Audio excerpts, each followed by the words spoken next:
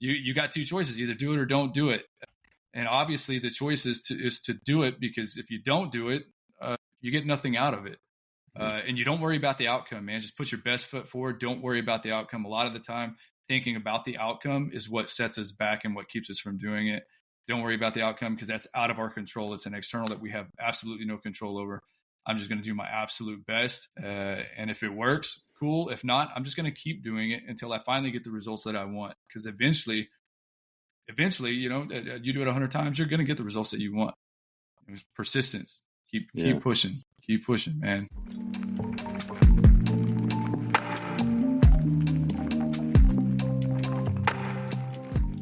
Welcome to the Vet Rides podcast. I'm your host, Juan Perez. My goal is to make success after service accessible to every veteran in society.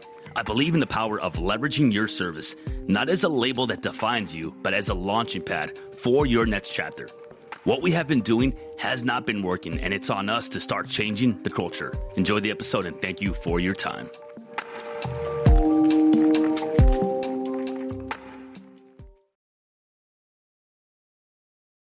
What's going on, everyone? Welcome to another episode of the Vet Rides podcast. I am here with a very, very special episode.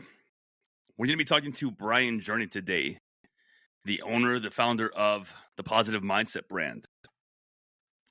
And he's going to tell us a lot more about his story.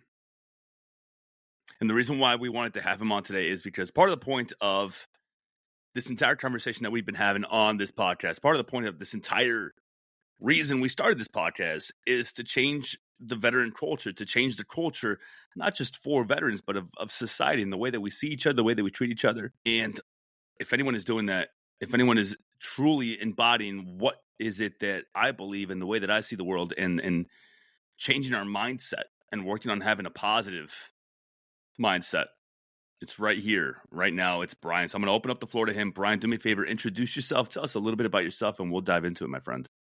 Yeah, man. So first of all, I want to say thank you for inviting me to be on your podcast. I see the clips on your social media, and I listen to your podcast regularly. Like I said before we got into this, it's kind of surreal being here. It's really cool.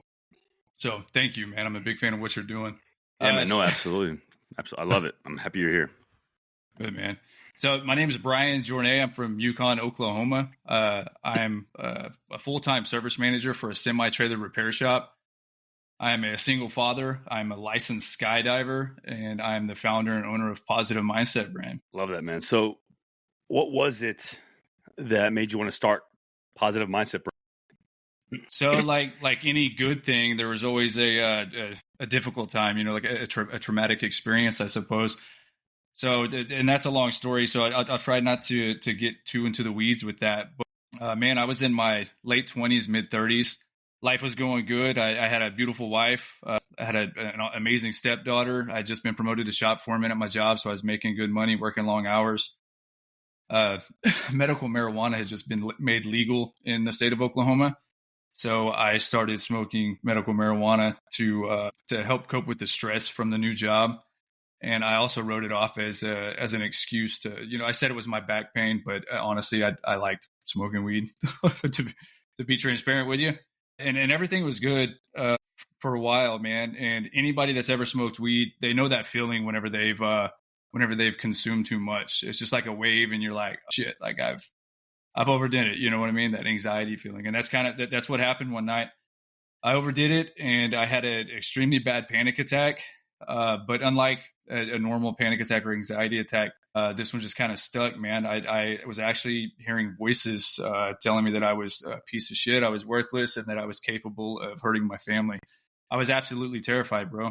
So I had my wife call my brother. He came over, sat with me, tried calming my nerves. We put on some music. I took a cold shower. I couldn't get out of it. I ended up going to bed, sleeping it off. Woke up the next morning. I felt good. Went over to a friend's house to help them move some furniture. Obviously didn't smoke weed again.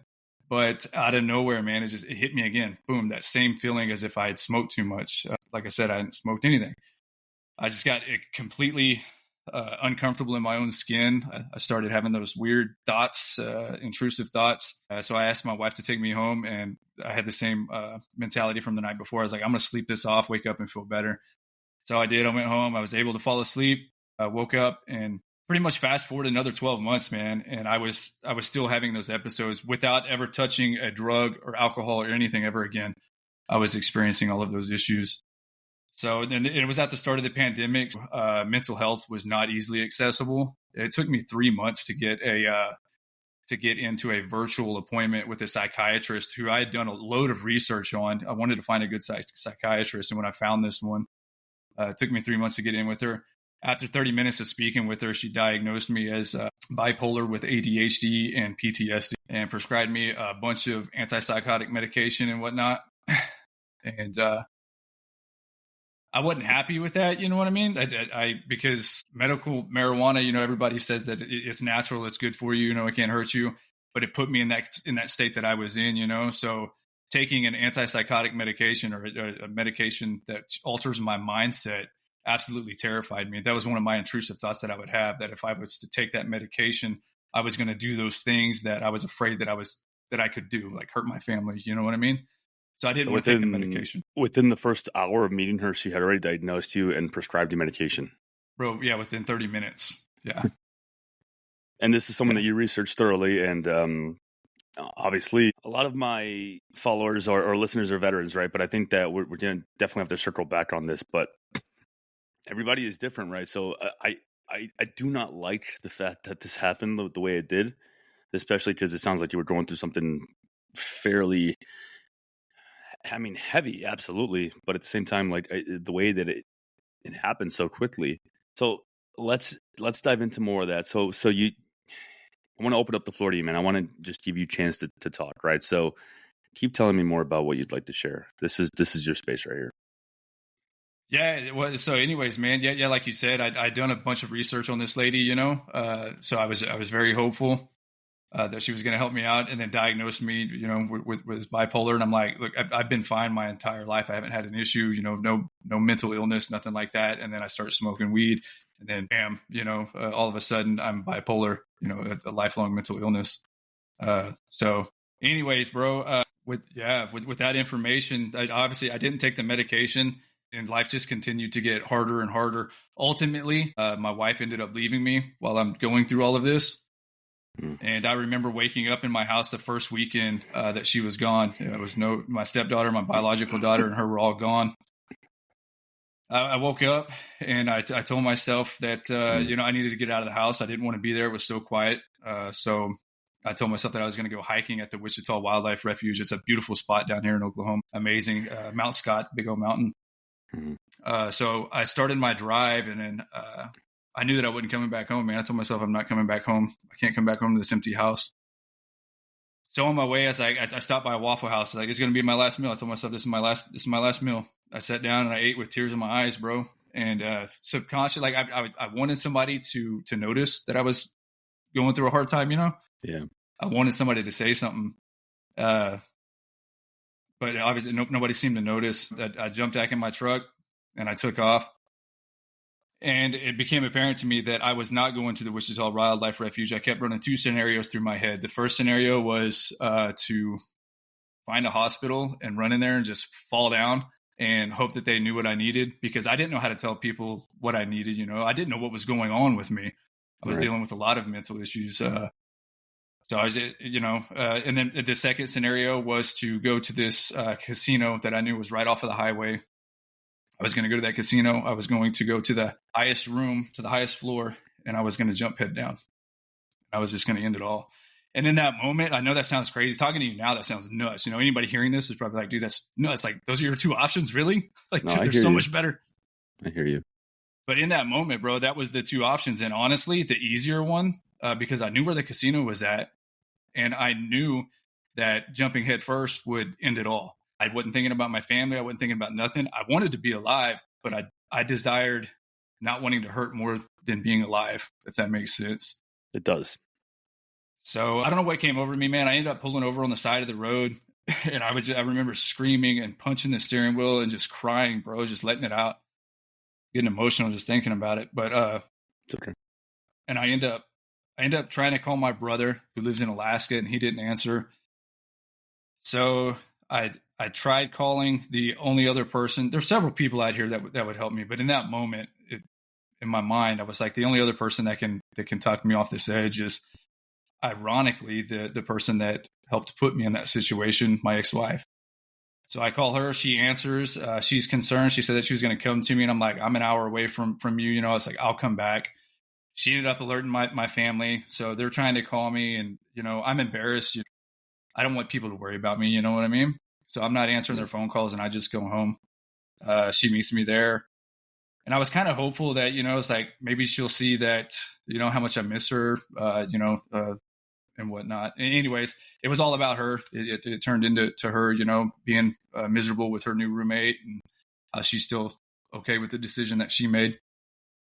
At that moment, that was the turning point, bro. That's whenever I was like, it wasn't just that I was about to take my own life. That's not how I viewed it. I viewed it as I was about to kill a daughter's father, a man's brother, a mom's son.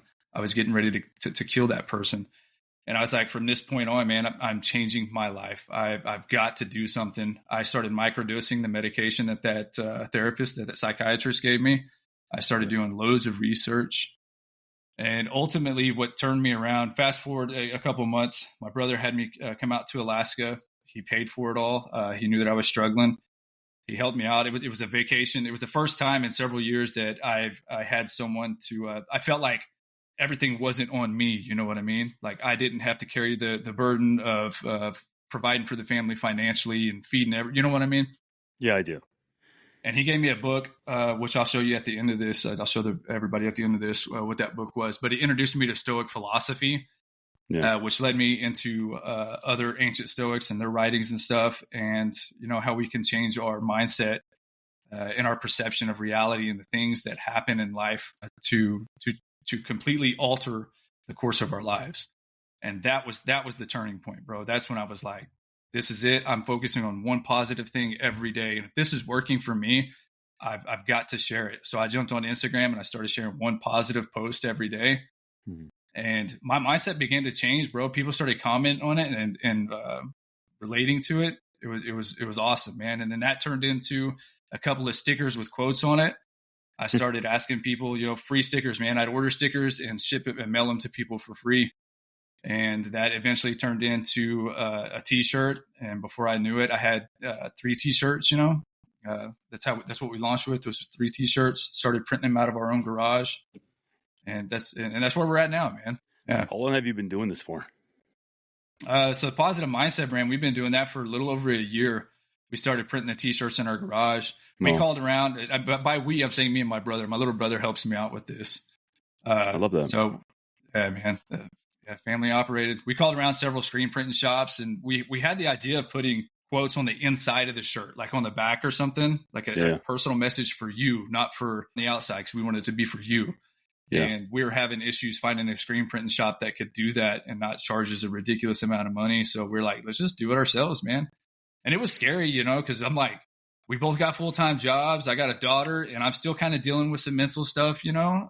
But we dug right in, man. The first thing I bought was a computer and the design equipment, and I just got busy, bro. Started working on it. Dude, how scary was it to buy all this equipment, spend all this money, because I'm sure it wasn't cheap, right? And wondering, like, what's the end result? Am I gonna do this, or is this gonna be something that one day this freaking machine that I bought, this equipment or whatever, is gonna be sitting in my garage, just sitting there, right? Like, was it the determination of knowing that, like, you can't walk backwards, you have to keep walking forwards? Or is it more along the lines of, like, you're going to just figure it out?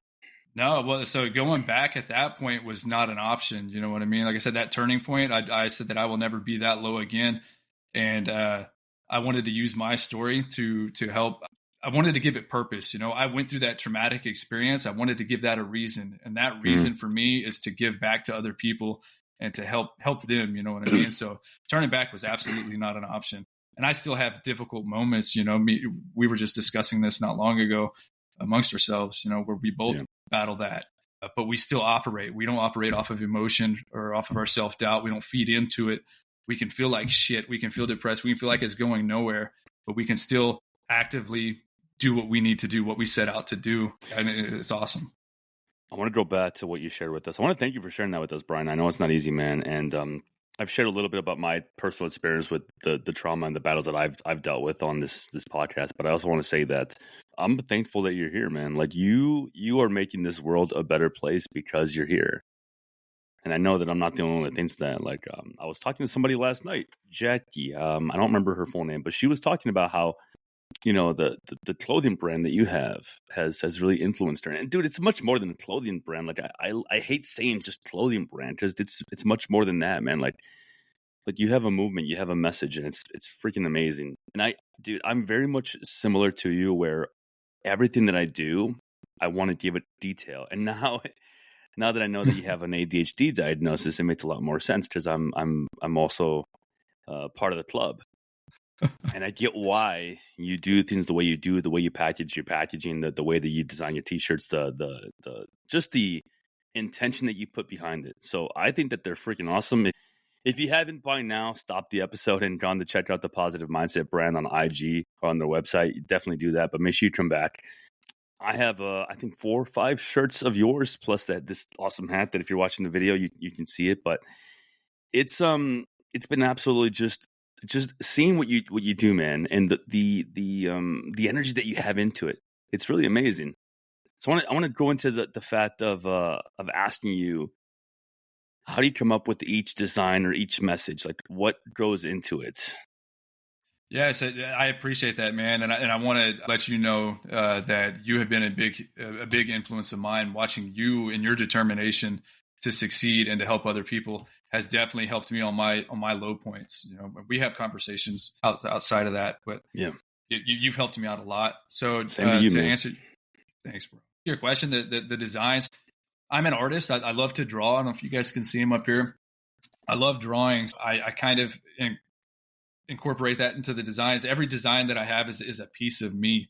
It's kind of a story. You know, the ignore society. I love camping. Get outside in nature. You know, get away, escape the noise. But that kind of gave me the idea. You know, I have affiliates that work with us. Amazing group of people. Super awesome. Selfless. Just want to help other people. You know what I mean? So I had the idea of if I enjoy making stories out of t-shirts, you know, maybe these people will as well. So I gave them all an opportunity to collaborate a t-shirt with us, and they absolutely they love it. You know, we've only done a handful of them. The Stay Strong t-shirt, that was a Force Reconnaissance Marine, helped us collaborate that one. It's one of his mantras that he used. That was a popular one, and the Backbone one, that was another one. So I think that's kind of the direction that I'm going to try to go with the brand. Is I want to collaborate with people who have gone through a difficult time, or either have a very positive message to share with others, and I can help them share that story by collaborating a t-shirt design with them. You know what I mean? Yeah, I love that, man. Yeah, bro. So it's definitely different. It's definitely unique because you don't see too many brands doing that, and I love the fact that you hold your quality to a very high standard. Like, you're not just mass producing all these designs and all these t-shirts, and you see a lot of other brands do that, right? But I like that each design means something to you, whether it's something that you came up with or it's something that you're working with someone on. But I think that's pretty amazing, man. Yeah, thanks, man. Thanks. We definitely wanted we want to maintain control over the quality. Like you said, quality is key. We want to have a good product, but like also, again, like you said, we're not just selling a product, we're selling an idea, you know. Mm-hmm. That's what I'm more focused on, but you got to have a good product to back that. And I'm a Google god. I search Google all the time. I'm always looking at Google for product reviews. I always try to get the best bang for my buck. And I want people to genuinely feel like they get more than what they paid for whenever they buy the product. Mm-hmm. So we include free stickers, which eventually, right now, because we're a startup, cost to entry is high. So we've got to keep, stickers. It's not much, but everybody likes stickers. Dude, it's more than enough, man. I have a bunch of your stickers, and I'm actually going to start putting all those stickers on the ice barrel. Yeah? You send more than enough stuff, dude. Honestly. Well, I appreciate that, man. I appreciate that, but it's only going to get better. The more profitable we get, I want to include much better product and merch. You know what I mean? For free. Mm-hmm. So, for those of you that don't know, who the hell would know, right? But Bryan and I actually served in the same unit in the Marine Corps. We never personally knew each other when we were in, but we were both with 3-1, different companies. And the reason I want to touch on this is because I want to open up the floor for Bryan to be able to talk about this openly, if he'd like to. Again, I'm not trying to put you on the spot. We kind of talked about it a little bit beforehand, right? But the reason I'm asking this, the reason I'm prefacing this is because I want to talk about your story, right? Now, we know a little bit about your story. Now, we know the fact that you had a very, very hard freaking moment, man. And I'm happy you're still here with us, right? But at the same time, like, life has ups and downs. Life has a lot of ups and downs, and life is going to kick you in the freaking balls, and you got to get back up, right? So, like, in your life, I'm sure you've had a lot of ups and downs, but what keeps you staying up and preventing yourself from staying permanently down? Like, what is the reason why Bryan makes sure that you continue on this path that you're on, right? And then what do you do? What are the tools that you use on a daily basis to help you when you do have those dark moments? Man, well, other than externals, things out of my direct control, obviously my family keeps me here, and it's definitely a motivating factor. You understand that. You've got kids yourself. You know that willingness of a parent and that resilience of a parent to keep pushing and providing for their child, right? And if we give up, if we fail or we give up or we give into that depression, we're telling them that it's a possibility, that you can do this too. You know what I mean? So I don't want my daughter to ever see that as an option. Yeah, it's spreading the message, man. Using my story, using my adversities that I went through to inspire other people. I honestly believe that's why I went through that. That's what I tell myself, anyways. That's the only way that anyone should view a hard time that they went through. They've got to give it power. You know what I mean? You've got to give it a purpose. And that's the purpose that's keeping me going, man. Keep pushing me through. But yeah, and to touch on the Marine Corps thing, yeah, bro. I think I remember seeing your name while we were in. Which company were you? I was in Lima at the time. Lima? I was India. Yeah. India Company Raiders. But yeah, if you want me to get into that, I certainly can, because that was another bad experience. It's up to you. Yeah, bro. So I was only in for right around 2 years. I enlisted just like everybody else, that wanted to be a Marine. They saw the commercials and whatnot. My grandfather was a Marine. So ever since I was about third grade, that was my highest aspiration, was becoming a United States Marine. As soon as I turned 17, bro, I was like, yep, I'm going all in. But I was only 17 and my mom wouldn't sign. So I told her, I was like, look, you either sign right now and I join the Marine Corps and I'll join the Army. Or whenever I turn 18, I'll join the Marine Corps. It's like giving her, because everybody knows the Marines are the tip of the spear, whatnot. But she didn't sign. So whenever I turned 18, I actually dropped out my junior year, went to a recruiter, and he said it'd be easier with my high school diploma. So I went back to high school, went to an alternative education, which helped me a lot. I was able to focus. I did my junior, senior all in 1 year. Nice. Went to boot camp 3 months after I graduated. And again, I made a very poor decision while I was in the Marine Corps. We just got back from Enhanced Mojave Viper over there in 29 Stumps. Yeah. We were on a 72-hour libo, and like an idiot, man, I went to one of those big California raves. I'm a small town Oklahoma country boy. So you throw a small Oklahoma country boy into a big scene like that, you're going to experiment. So I did. To be completely transparent, I took ecstasy, bro. Thinking, we only had 2 months before what would have been my first combat deployment. So I was like, I'm gonna have a good time. And I knew that I was rolling the dice on it. You know what I mean? Every time you go on a big libo and before a big deployment, there's a drug test. So sure as shit, we come back. They piss test the entire battalion 3 days after I taken the ecstasy. So I was working out. I was drinking plenty of water, cranberry juice, all the tricks, trying to help. And I remember being on, we were at the rifle range doing rifle qual, and they called me and two of my best buddies down to the CP. I thought that was kind of odd.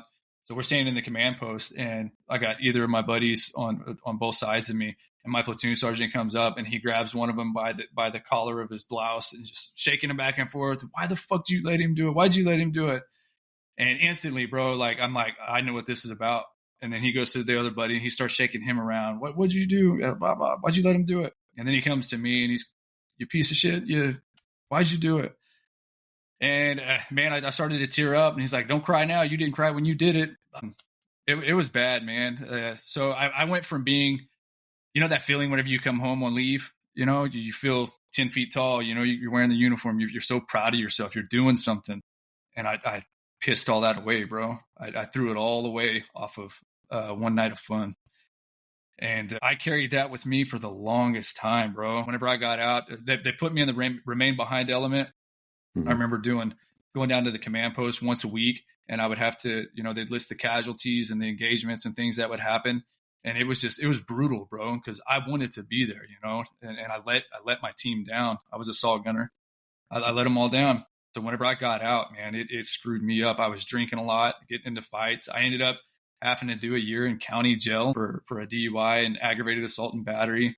Oh, shit. Yeah, man. Wow. Yeah, it was rough, bro. But jail, believe it or not, saved me at that time and point, man. Had I not went to jail, there's no telling what I could have done, Yeah. It gave me a lot of time to reflect. I became trustee, and I only ended up doing 6 months. I was making everybody's breakfast, lunch, and dinner and doing their laundry and stuff. But it was more than just 3 of you, right? Total? 3 of us. But from India Company, it was in the double digits, I think. That all popped? Yeah. Yeah, dude. Oh, there were so many of us, bro. I'm responsible for my own decisions, right? And I'll never put that on anybody else. I'm a grown ass man. I decided to do it, but there was definitely some peer pressure involved there. There was a lot of them, and there was a lot of them that did it that didn't test positive. You know what I mean? Yeah, there was a lot, bro. I want to say that there was like 16 total. Yeah, I think you're right. that were busted. Yeah, and it absolutely sucked, man. The reason why I'm so thankful that you're talking about this, Bryan, is because my best friend was in that group, and it created this separation between him and I for the longest that now we've been able to honestly, I guess, bridge, right? But it was hard for me to understand and accept, why he would do that or why he's not coming with me when we enlisted together. We went to boot camp together. We did SOI together. We ended up in the same company or in the same battalion, different companies, but he was supposed to go with me, right? And for the longest, I didn't understand, and I was angry at him. And years later, talking to him, I could never imagine how much more angry he was at himself than I could ever be. Yeah. And all the pain that he carried, and all the anguish, and all the guilt. And I hold nothing against him or you. And I didn't know you, but I don't hold anything against you because, dude, it's so crazy to talk about this. And I'm really glad we are. But you know how many thousands of mistakes I've made that, number one, I didn't get caught for, or the ones that I did get caught for? You know how hard it is to feel that you make a mistake that you can't come back from. That I do believe people change, but I don't believe that we change just by there being no repercussions, right? And I mean, you had the largest of consequences that you could imagine. Like you said, like the thing that you wanted to do when you were younger, like it was taken away from you because of a decision you made. And I'm really proud of you for being able to talk about it like this, right? Yeah, thanks, man. And it was hard for me to understand what it was like on his side, right? But now it just goes to show that your decisions, your past decisions, they don't define you.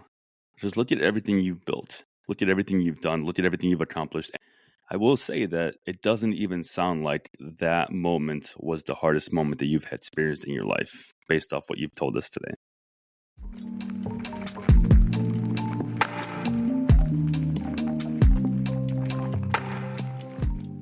All right, let's stop for a minute. This is the part of the episode where I ask you to do me a favor. But it's not a favor for me. It's a favor for your fellow brothers and sisters that served with you. If you know someone that has been struggling, if you know someone that has been going through it right now, and you know that they want better for their life, they just don't know how to do it, please share this episode with them. It might just be exactly what they need. That's it. That's my only ask. If you want to subscribe, I appreciate you. Thank you for your time. Back to the episode.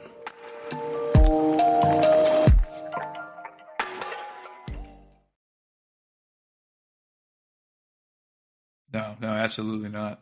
Yeah. I hope it doesn't get any harder. You know what I mean? But yeah, at that point in time, it definitely was. It was the most traumatic and thing that I had been through. And I carried, like you said, guilt. You said that the guilt that he felt. And dude, I carried that up until here recently. How long have we been out, bro? Or well, hell, I got out in 2010. So I've been out for 14 years. Yeah.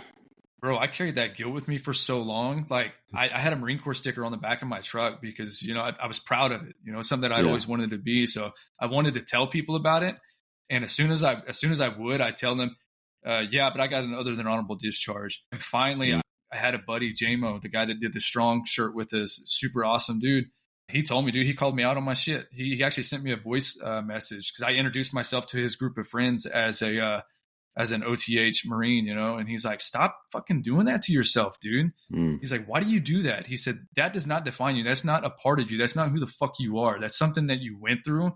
You still served. You signed up. You made a fucking stupid mistake. Fucking stop introducing yourself as a fucking scumbag because you're hurting your own character whenever you do that. And bro, that's the first time that anybody's ever put it to me like that and addressed it like that. And ever since that moment, I'm so thankful that he sent that to me. Because it fucking changed my perspective. I may not even be having this talk with you about it. You know what I mean? Yeah, I know.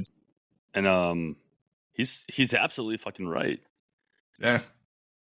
Let's think of it this way, Bryan. Everything that we've done in life is just a part of what we've done, right? Like one of the biggest things that I do, that I talk about, and I mean, you've seen it all over social media. If you follow me, is that we are more than our service. So like our service doesn't define us. And I had a very similar but complete opposite kind of experience where you're gonna freaking laugh at this, dude. I hope you do at least. So well, I have to laugh now.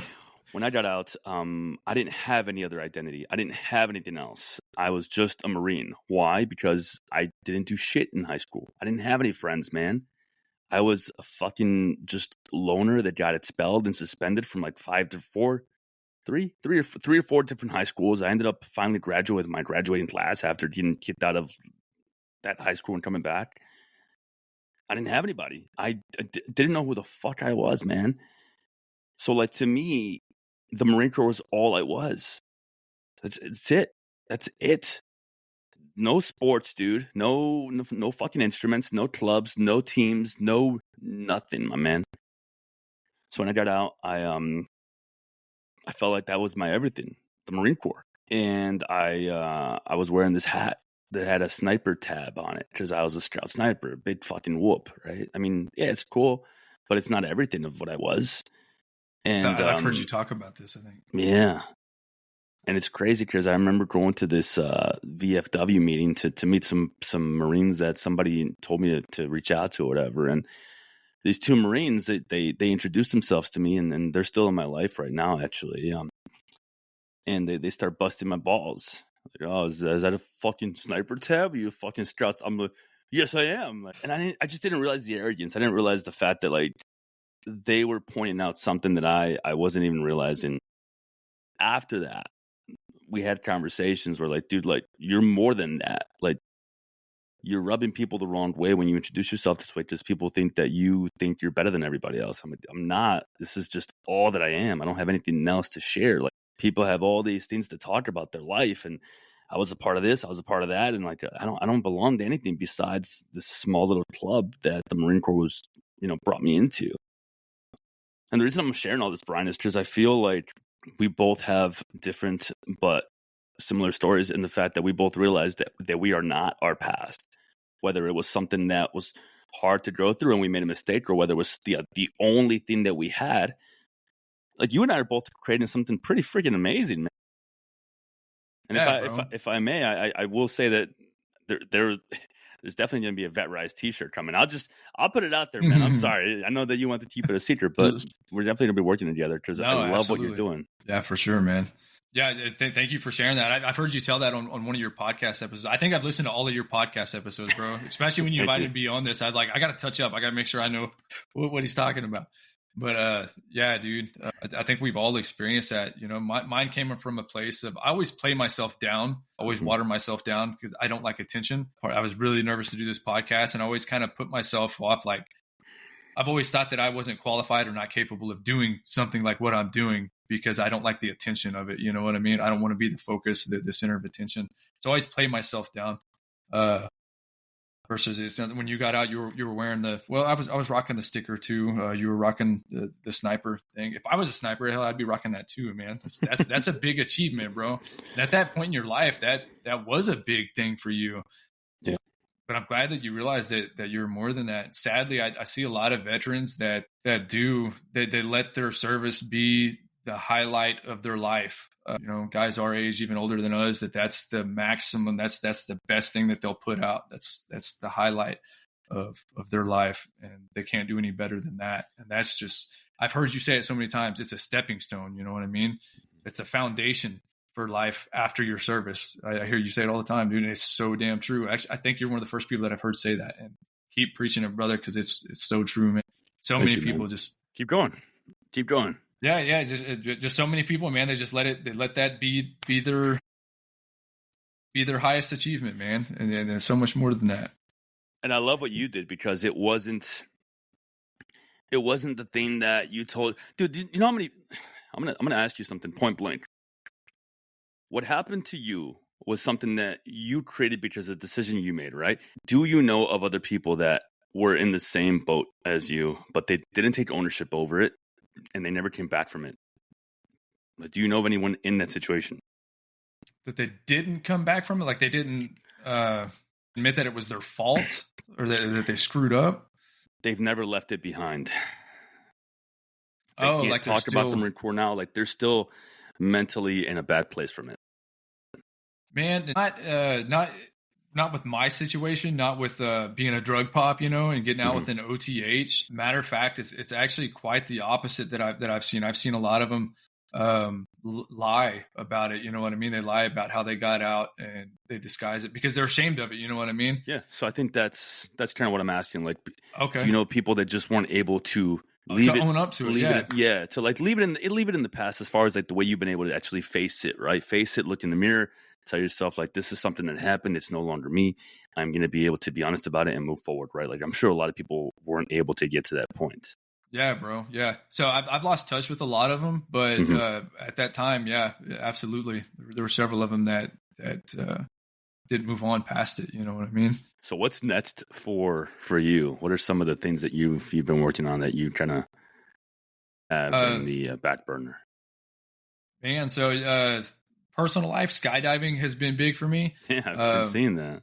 Bro, I absolutely love it, man. It's the most fun you can have with your pants on.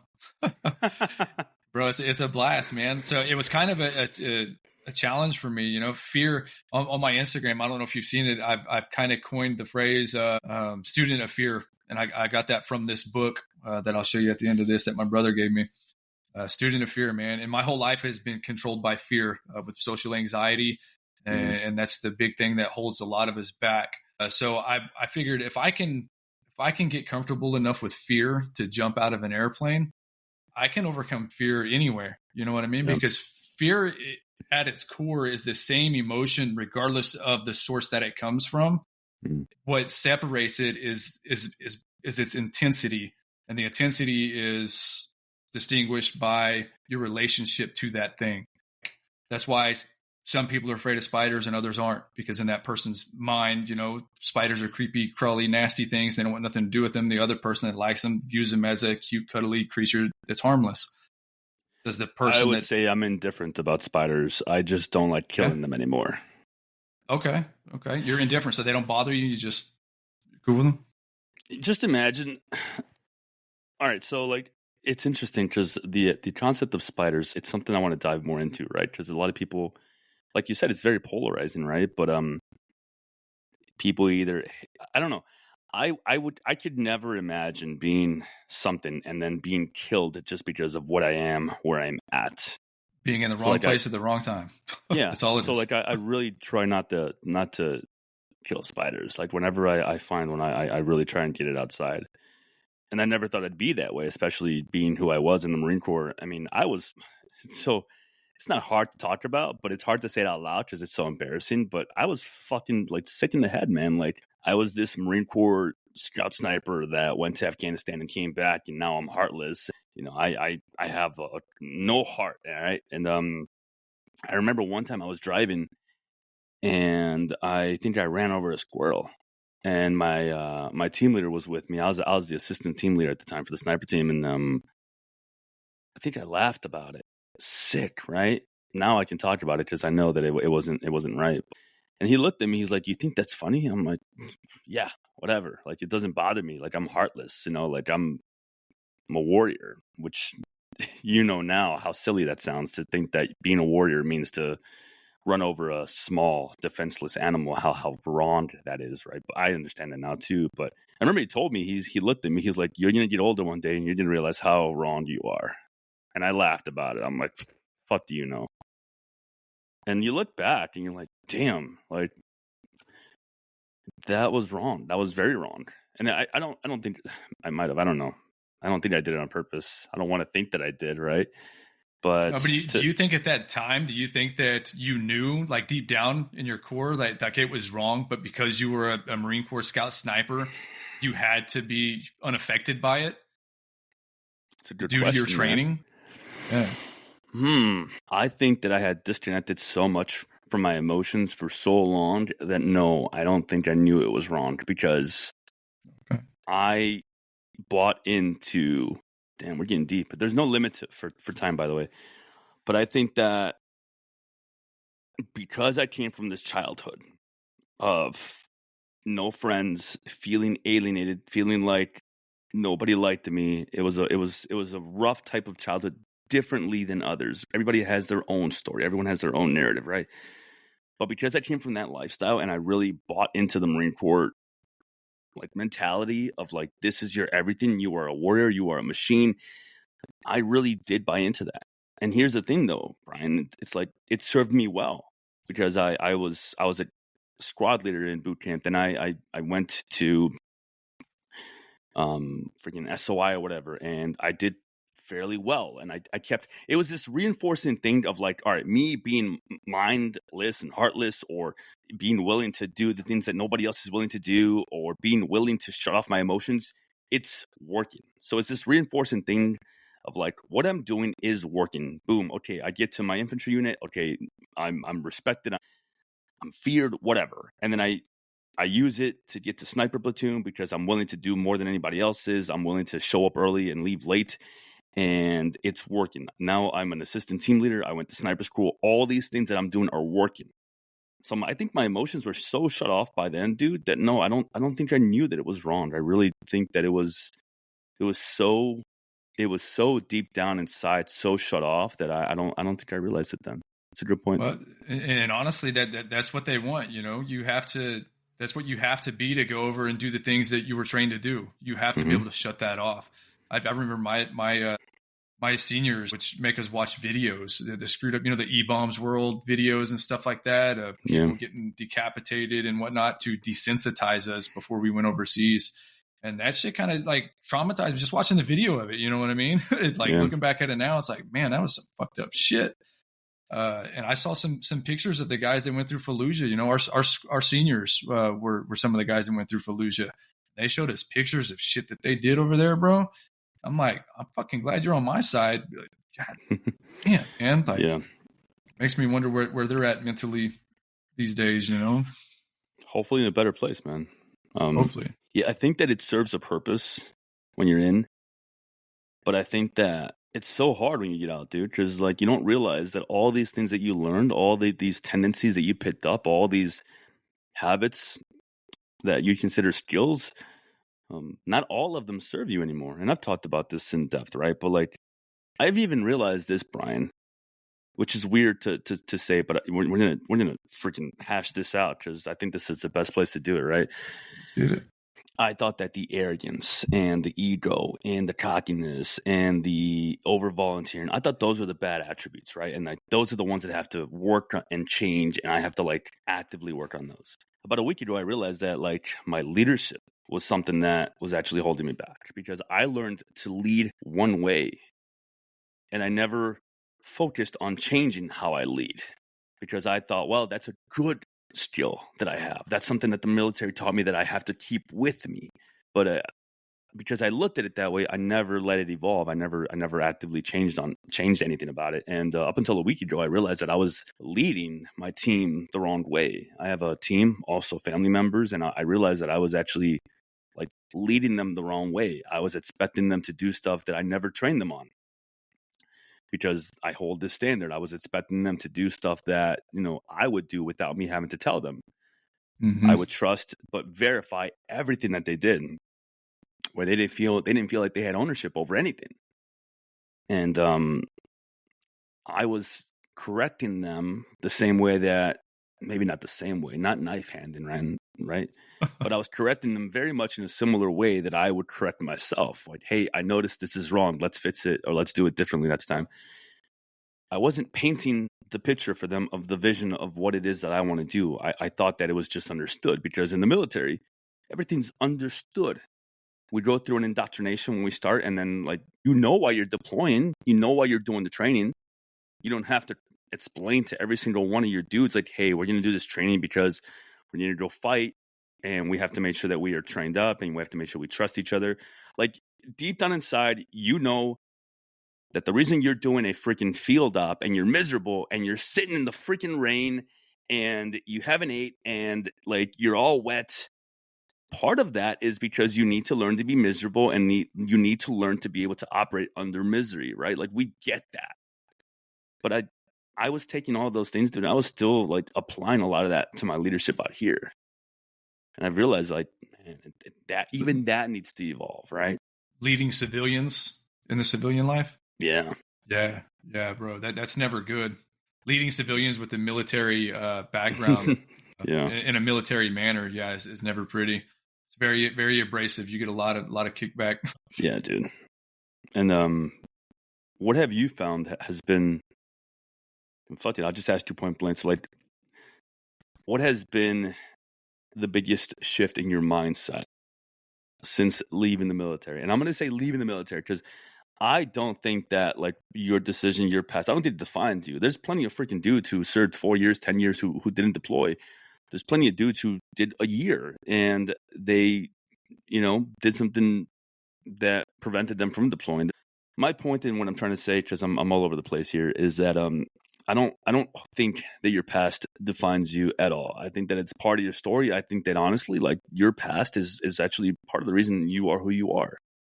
So I wouldn't change a thing about your past. I wouldn't change a thing about my past. I honestly, it's all about perspective, and it's a tool, just like everything else. Do you use it to be the reason why you can't do well in life, or do you use it to be the reason why you must do well in life, right? So what do you think has been the biggest thing for you? The biggest thing for me, mindset shift after getting out of the Marine Corps was, man, kind of like you said, you don't have to be this big macho jolly green giant anymore. You know what I mean? You don't have to carry that persona of being a badass, American men. I mean, yes, masculinity is important. We have to be capable of defending and protecting, but we also need to know when it's necessary to do that, when to pull back, and when to be caring and nurturing. I've got a 7-year-old daughter, bro, and I love that little girl. I can't be like that towards her, the way that the military is. I very much did not like, and I understand why the military does it, and this is going to be confrontational, I'm sure, with others, but I hate the way that the military talks to their service, to the service members, the way that our seniors talk to us. You've got to be tough. Yes, you got to prepare them for what they're going into, but you don't have to yell at them and humiliate them to do it. You know what I mean? You can be a good leader without biting somebody's head off over something stupid. You know what I mean? Why do you think they do it? Is it one of those things of it's how I was raised in the military, so therefore it's how I'll do it? Yeah, it's domino effect. It was done to them. That's how they were treated. And a lot of it's an ego trip too, bro. We know it. We know a lot of those guys that, they didn't have, they weren't very popular in high school. They didn't have a big group of friends, or whatever the case may be. They didn't play sports, and then they get into the military, and then they get in a leadership position, NCO or whatever. They go on a power trip, bro, and they just start biting people's head, and they start abusing it. Yeah. I saw it. I don't know if you saw it in your unit, but man, it was pretty evident. Yeah, it's a lot of the way that the military treats their people, man. Just to me, I disagree with how they go about doing it. And I know, like I said, a lot of people are not gonna like that, but yeah, fuck them. Fight me, bro. So, one of the things that I've really accepted, Brian, is that I'm not going to change the mindset of that old salty veteran who's been out for maybe 15 years, maybe even less than us, right? where they have this belief system that they think is reality, and it's not going to change. It's not, dude. So like, I'm very much willing to share my story and share my message, and I don't go back and forth with people on social media anymore. I used to a lot, but honestly, like, it doesn't serve me. It doesn't serve them. I'm not going to change their mind. Their perspective is not going to change. But me putting something out on social media, saying something like what you just said, right? And like being willing to speak my mind, dude, like you just don't know who it might influence. You don't know who's going to hear it, who needs to hear it, who's going to say like, yeah, I've never thought of it that way, right? Or it'll actually be the thing that helps them make sense of their past.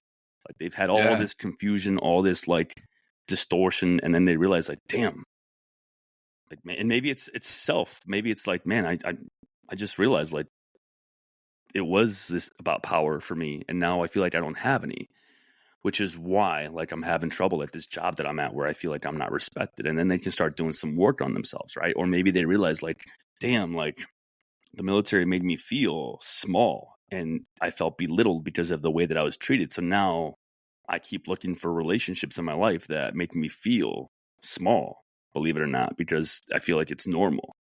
Yeah.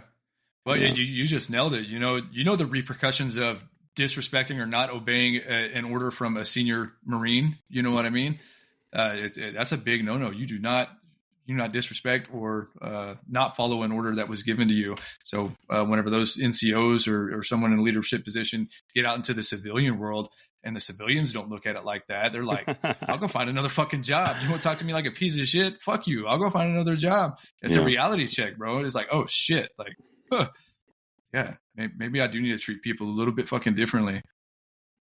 Yeah, and I think that the level at which you get out at is going to give you different issues, right? Because I've seen a lot of senior enlisted guys that did 20 years. They get out and they don't do well in society, at least not immediately, because they have this idea of what society is going to be for them and the way that they should be treated. And well, I've done 20 years of service in the military. Things should line up for me. And when they don't, they have a hard time reconciling why not. But I think they have the most skills and the most knowledge that they could use to do well in society. But I will say that they also have the most, they have to make larger changes than someone that did 4 years, because they have been in that life for so much longer. They have a shit ton of skills, shit ton of experience, but if they don't learn how to translate it properly, if they don't learn that, like, that's 20 years of built up ego that you have to like bring down and dwindle down to a healthy level, it'll be hard for you to be able to use those skills and all the things that you've learned. So I just think that when you get out at different stages of the military, whether it's a situation like yours, right, or whether it's a situation like mine, I actually got out technically early because I was supposed to do 7 years. I did 6 years. They were forcing everybody out. Well, they were letting people get out early, or someone that did 20 years. But I don't know, man. Society's a different beast, and like we are coming back into society, dude.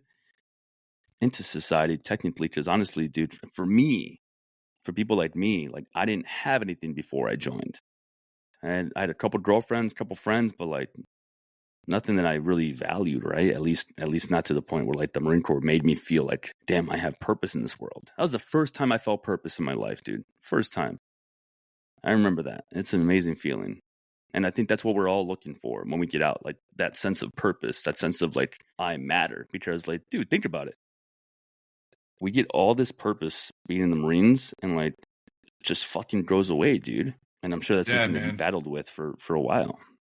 Yeah, bro. Yeah, you're constantly chasing something to get that feeling again. You know, man, it's kind of like a dopamine rush. That level of importance, that purpose, a greater purpose. You know, so you're chasing that.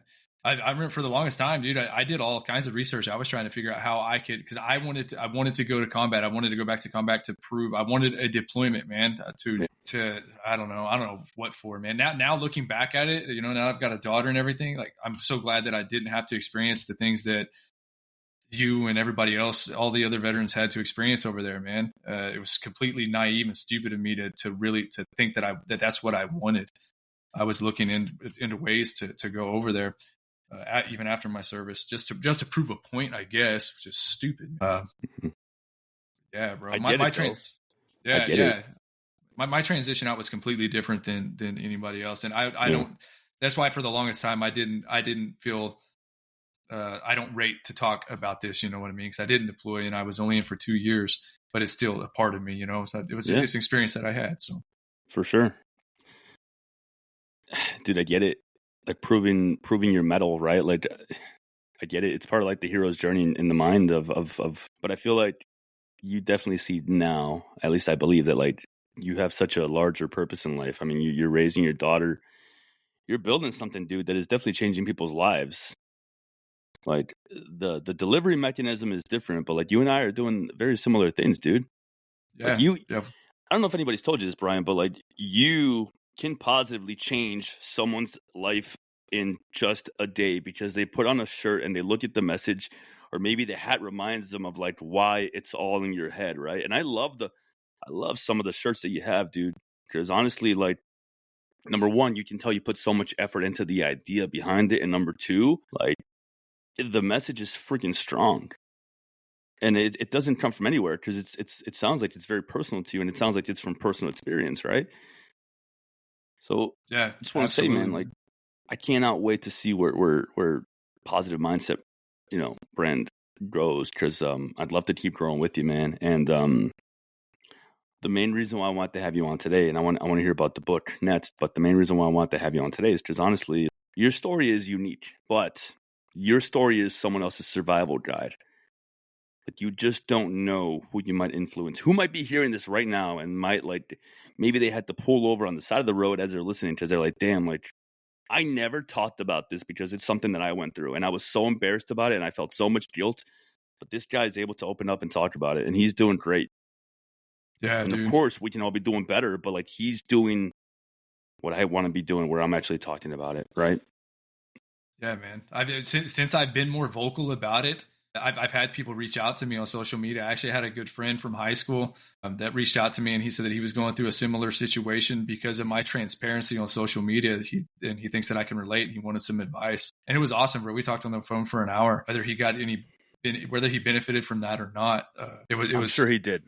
I'm sure he did. Yeah. I got a lot from it, dude. It was beneficial for me. It's like, so what I'm doing is working. You know, people are listening and it's helping. And that's genuinely all I want to do. Thank you, man. Yeah. So we're gonna go ahead and start wrapping up here. I'm gonna give you the last 10 minutes to you, man. I want to hear about this book. I want to hear about just your final thoughts on you know, whatever you'd like to share, brother. Okay. So yeah, man, that book. So this is the initial book. I don't know. Have you heard of this one, Gates of Fire by Stephen Pressfield? That one specifically. No, dude, it is an amazing book. It's about the Battle of Thermopylae, the Spartans, you know, the 300 Spartans. Everybody knows that story. But this book is written in such a way that, man, so every man and woman, especially man, but that's how I was introduced to Stoic philosophy. It references it. So after I discovered that, and I highly recommend reading that book. And then the next one that I got was specifically on philosophy, was Epictetus's Discourses and Selected Writings. Mm-hmm. This thing, man, is my Bible. I highlight, I underline, and I keep it by my bedside, and I reference it very frequently. He talks about only worrying about the things in your direct control. You know, he calls them externals, the things that are not in your direct control.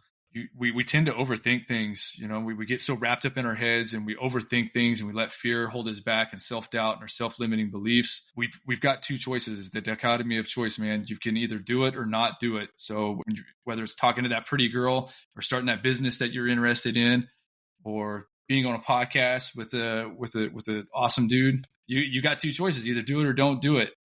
And obviously the choice is to do it, because if you don't do it, you get nothing out of it.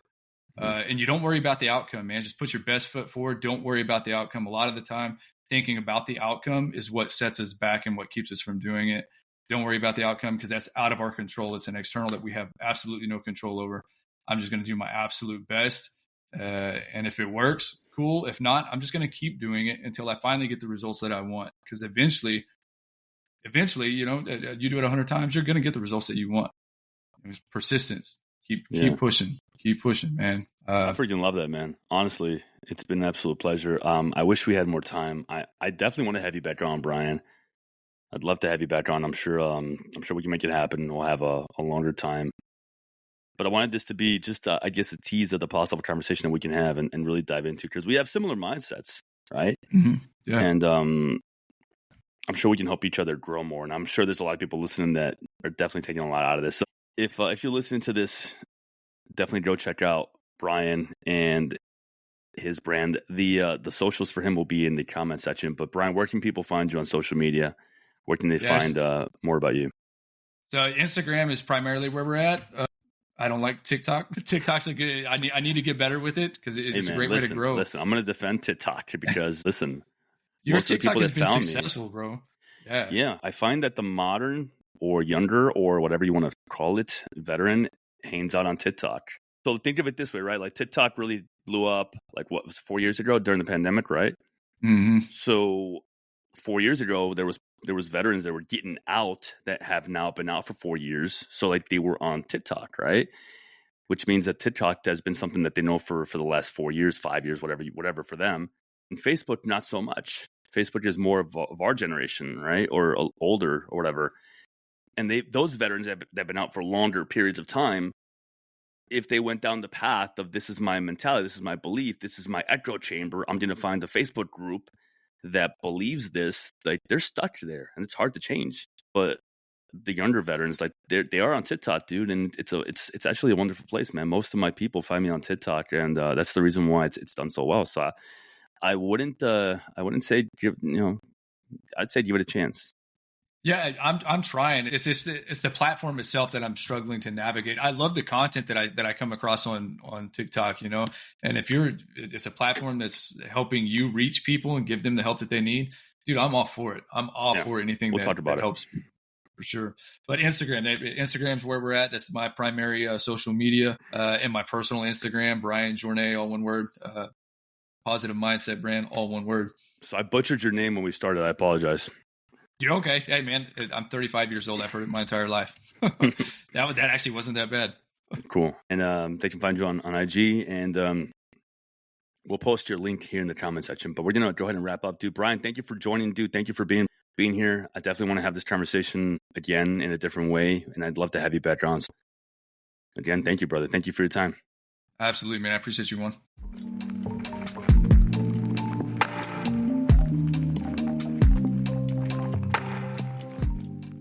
And that brings us to the end of another episode of the Vet Rise podcast. If today's episode inspired you, made you think, or simply gave you hope, I have a small favor to ask. Share it with just one veteran or someone you think could benefit from my message. Your share could light a spark for them. You don't know who you might save.